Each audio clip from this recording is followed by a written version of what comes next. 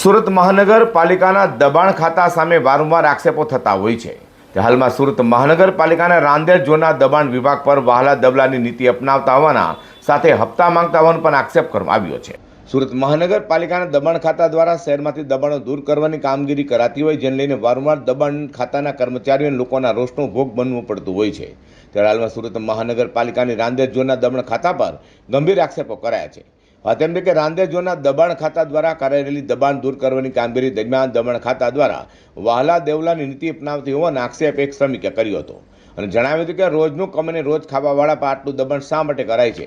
જો દબાણ દૂર કરવું હોય તો બધાનું કરો, ફક્ત અમારું કેમ દબાણ દૂર કરો છો?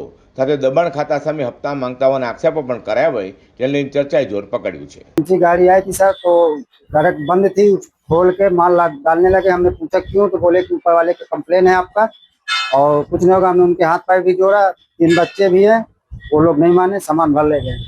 आपको सब्जी भी लेके गए टोकरी के साथ? हाँ, टोकरी के साथ बाइक डली है। और क्या बोले वो बोले कि आज के बाद यहाँ ना लगाना, ऊपर से कंप्लेन आता है बार बार पहल मंजिल से। वीडियो भी उन्होंने दिखाया है, मेरी फोटो भी थी, साग भाजी की भी फोटो थी।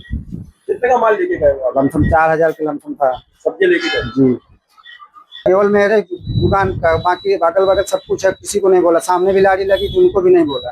आजू बाजू में कौन सी गाड़ी लगती है? हाँ, बगल में भी गन्ना मशीन भी है, सब कुछ है, लेकिन किसी को कुछ नहीं बोला, केवल मेरी ही दुकान को किया है। मैंने उनसे बोला भी सर गरीब आदमी हूँ, सामान ना ले जाइए, आज के बाद नहीं लगाऊंगा, तो नहीं माने। आपको नाम पता है कौन ऑफिसर है? नहीं बाबू, आप क्या चाहते हो? हम ये चाहते हैं कि हमारा सामान तो मिलेगा नहीं, मान लीजिए सब्जी खराब हो जाएगी, लेकिन अभी बार बार कंप्लेन करता है। हमको अब प्रदेश में पड़े, धंधा करना चाहते हैं बस। हाँ, तो सूरत महानगरपालिकाની રાંદેર ઝોનના દબાણ ખાતા સામે વહાલા દબલાની નીતિ અપનાવવાનો અને હપ્તા માંગતા હોવાનો આક્ષેપ કરાયો હોય, આ મામલે તટસ્થ તપાસ થાય તેવી માંગ પણ ઉઠવા પામી છે।